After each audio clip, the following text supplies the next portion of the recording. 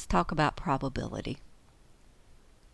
Here are your learning goals that hopefully will deepen your understanding of probability. So we're going to talk about defining and calculating the probability in an experiment, recognize the differences between theoretical and empirical probability, calculate and interpret probabilities of simple and compound events, understand the concept of mutually exclusive events, describe and find conditional probabilities, and understand the concept of independent events. Probability is a measure that is associated with how certain we are of outcomes of a particular activity or experiment. So let's think about your school has a speech and debate team, and it has 16 student members, 6 seniors, 4 juniors, 4 sophomores, and 2 freshmen. Suppose a member is chosen at random to represent the school at an all-state speech and debate committee. In terms of probability, which grade level is the most likely to be chosen to represent the school? So if you think about probabilities out of the 16, seniors, you have 6 out of 16, 4 out of 16, 4 out of 16 for juniors and sophomores, and then 2 out of 16 for freshmen. So which grade level is most likely to be chosen? Well, you have more seniors than you do juniors, sophomores, or freshmen. Sample space. What's a sample space of an experiment? And this is the collection of all possible outcomes for the experiment, and is usually denoted by the capital letter S, and it's typically used to denote sample space. So the capital letter S or uppercase is used to denote sample space. So looking at this, suppose again randomly selecting one person to represent the school, what would the sample space be? So let's look at this. And again, we're going to denote it with an S. And if we think about, well, we have 6 seniors, 6 different people.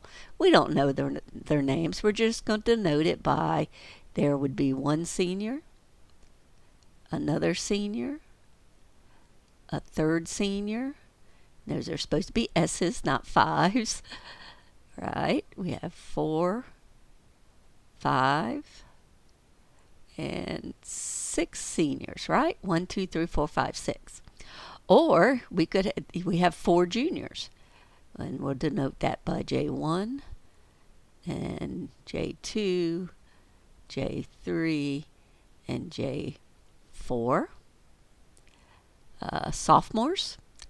Let's see, what do we want to denote sophomores with? I guess we could do SO for sophomores. There's 1, 2, the third sophomore that could be selected, and then the 4th sophomore that could be selected. And then we have 2 freshmen. Okay, those are all the possible outcomes of choosing one out of the 16. So you have 6 seniors, 4 juniors, 4 sophomores, and 2 freshmen. So you have a sample space of 16, and that's all the possible outcomes of selecting one person by random. Okay. Theoretical probability is the probability that an event will happen based on pure mathematics. So basically, pure calculations is what we're looking at right here. Pure mathematics, not by carrying out an experiment. This is theoretical. When the outcomes of the sample space are equally likely, which means they all have the same chance of happening, equally likely, the probability of an event is the number of outcomes in the event divided by the number of possible outcomes in the sample space. So the total number of outcomes. So the probability would be, what are we looking for, divided by the total possibilities that could happen. Okay, let me get rid of my writing here. So let's go back and look at what we're working with here. Okay. Let me get rid of my marking tools. Your school speech and debate team has 16 members. Again, 6 seniors, 4 juniors, 4 sophomores, and 2 freshmen. Fill out the probability distribution below. So we're using, this is going to be our theoretical probability. How many freshmen? Well, we have 2 out of 16 2 freshmen out of 16 total. We have 4 sophomores out of a total of 16. 4 juniors out of a total of 16. Remember, this is what this would be the number of freshmen, and 16 are the total number of outcomes. And we have 6 seniors out of 16. And I'm just going to go ahead and reduce these probabilities. This would be 1/8. This would be 1/4. And these can be written as decimals as well. Remember, one thing you need to remember, probabilities are always between 0 and 1. It's never negative, and it's always between 0 and 1. And so this is what we have. And again, you could do the decimals of these as well. When you add these up, they should equal 1. Okay? Because when you add them up, that's 100. That would be the total sample space of everything. All right, so this is our theoretical probability. Make a note of this because we're going to come back and look at this and compare it to an experimental probability. All right, let's move to the next slide. Okay, suppose, again, we're looking at our 4 seniors, juniors, sophomores, 6 seniors, 4 juniors, 4 sophomores, 2 freshmen. Suppose a member is chosen at random to represent the school on an all-state speech and debate committee. Find the probability that a random selected student is a senior. Well, how many seniors did we have? Again, we already kind of found this probability. Let me see if I can get my marking tool going here. I want to know that probability we have a senior. Okay, well, there were 6 seniors out of 16 total, and that is 3/8. That's the probability that if a randomly selected one of these students are randomly selected, that it would be a senior. Find the probability that a randomly selected student is an underclassman, freshman, or sophomore. Okay, so we're looking at a freshman or sophomore. So again, the probability of a freshman or a sophomore. Well, how many freshmen did we have? If you remember, we had 2 freshmen. So that would be 2. How many sophomores were there? Well, there were 4 sophomores, so that would be 6. That would be either freshman or sophomore, one or the other, and that's going to be out of 16. So I'm looking at 6 out of 16. Which is 3/8. Well, which should make sense. 6 out of 16, the same as the seniors. Okay. Let's see what our next slide says.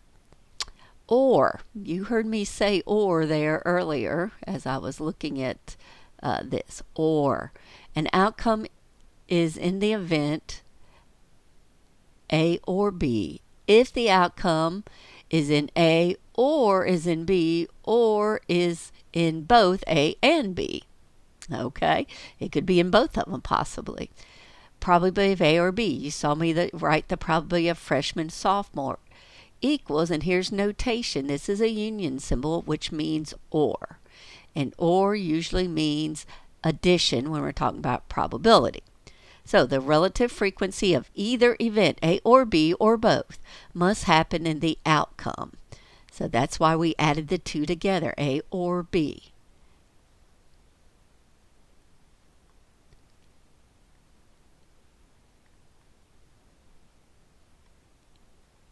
Okay, so let's look at another probability here. It says find the probability that a randomly selected student is not a junior.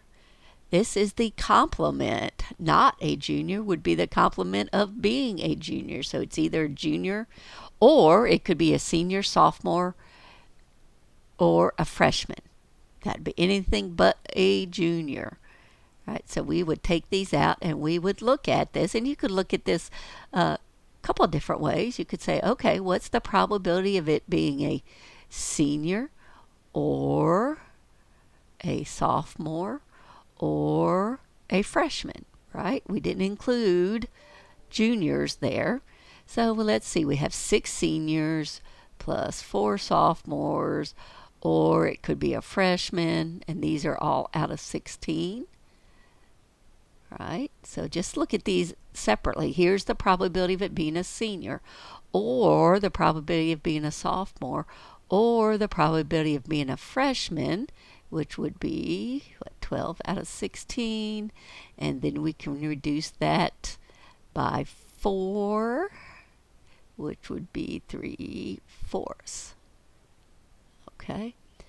Now you might look at this from the idea of a complement. Okay, now let's say I found the probability of it being a junior. Okay, that would be 4 out of 16, correct? Pretty straightforward, or 1/4. Okay, now I don't know if you notice, what would be the probability of it not being a junior? Well, we found that out up here, which was 3/4. Well, we could find this by finding what we call the complement. What's the probability of it not being a junior? And sometimes you might see this as a little asterisk here,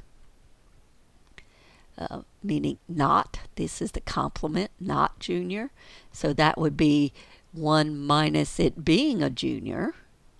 So that would be 4/4 minus 1/4, which is 3/4. And we found that. That's okay. So sometimes it's a little, you might even, it's a little shorter to use the complement, or the idea of a complement, to find a probability. Because we could find this very quickly and just subtract it from 1.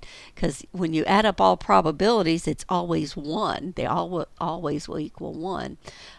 Remember, the probability of any event is measured between 0 and 1, with a 1 being 100% that it will happen, and 0 being not possible, as far as probabilities. Okay.